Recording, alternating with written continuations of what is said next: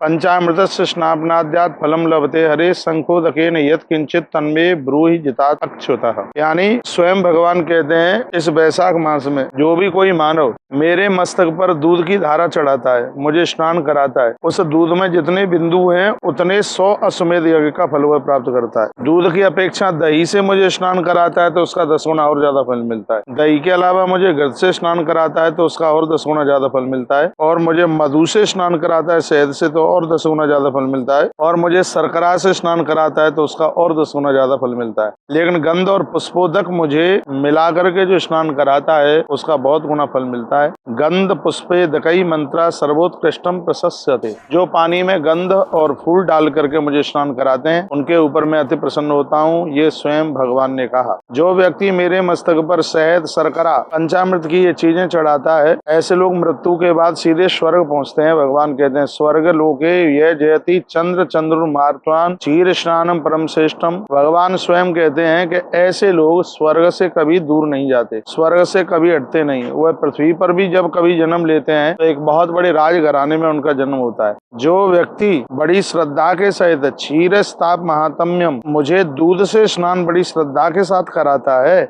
उसको तत्काल में कपिला गौदान का फल प्राप्त करा देता हूँ। कपिला क्षीर मादाय स्नाप्यति महासुतः।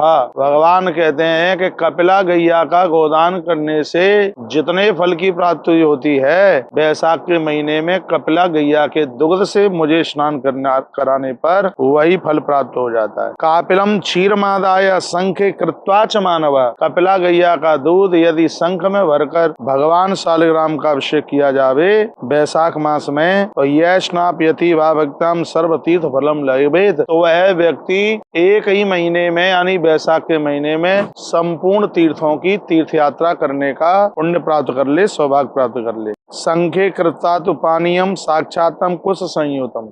वैशाख मास में जो शंख में जल भर करके भगवान के ऊपर घुमाते हैं, आरती में घुमाते हैं, यह स्नाप्येत होमा से सर्व तीर्थ फलम लभेत।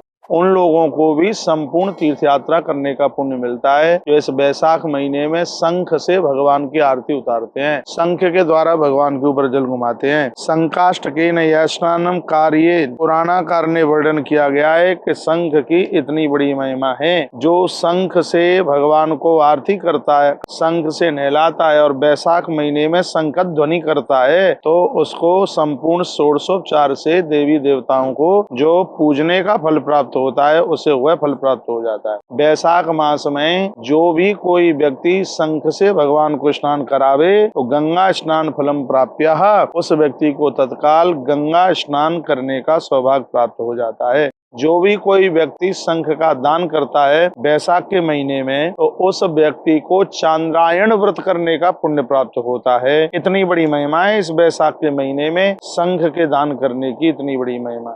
नदियां आपके पास नहीं है स्नान करने के लिए तो आप इतना तो कर सकते हैं, साधारण जल से स्नान करके शंख में जल भर के भगवान को स्नान तो करा सकते हैं, तो तुम्हें भी संपूर्ण नदियों में गोता लगाने का फल प्राप्त हो जाएगा। जब शंख से भगवान को आप स्नान कराएं तो इन 2 मंत्रों में से कोई भी मंत्र बोले, ओम नमो भगवते वासुदेवाय इस मंत्र को बोल करके स्नान कराइए, या ओम नमो नारायणाय इस मंत्र को बोल करके आप भगवान का स्नान कराइए। लोक्यानि तीर्थानि मम विव्यागता सुधा संकेतान वसंती तस्मान संघो वरस्मृतः। ये कहने में हमें बहुत अच्छा लग रहा है। वैशाख मास में शंख ध्वनि जो लोग करते हैं उनके घर में भूत प्रेत अलाय बलाय ये सब चीजें नहीं रहती, परिवार खुशहाल होता है। तो आइए प्रभु प्रेमी जनों, इस समय वैशाख महीना चल रहा है और ये वैशाख मास सर्व प्रकार से हमें आनंद करने वाला महीना है। तो जो बातें रोजाना एपिसोड में बताई जा रही है, वैशाख मास का 7वां एपिसोड है और इसमें जो ये अद्भुत बातें बताई गई हैं, यह बातें हमारे जीवन को बदल देंगी,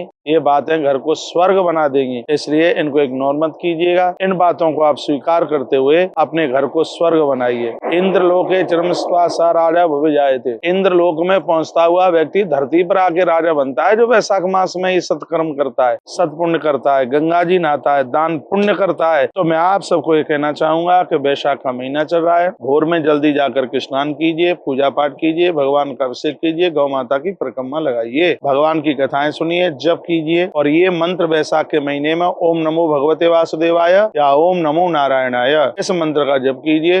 सर्व प्रकार से आनंद हो जाएगा। आपके लिए बहुत बहुत धन्यवाद, क्योंकि आपने इस वीडियो को पूरा सुना है। हमारी भारतीय सनातन संस्कृति के प्रचार के लिए यदि आप ये चाहते हैं कि अपने धर्म को ताकत मिले, तो अपने अपने मोबाइल से या तो फेसबुक पर या आप अपने अपने व्हाट्सएप पर इस वीडियो को आगे जरूर भेजिएगा। चैनल से पहली बार जुड़े हैं, चैनल को सब्सक्राइब करना ना भूलिएगा, बेल आइकॉन दबाना ना भूलिएगा, वीडियो को शेयर करना ना भूलिएगा।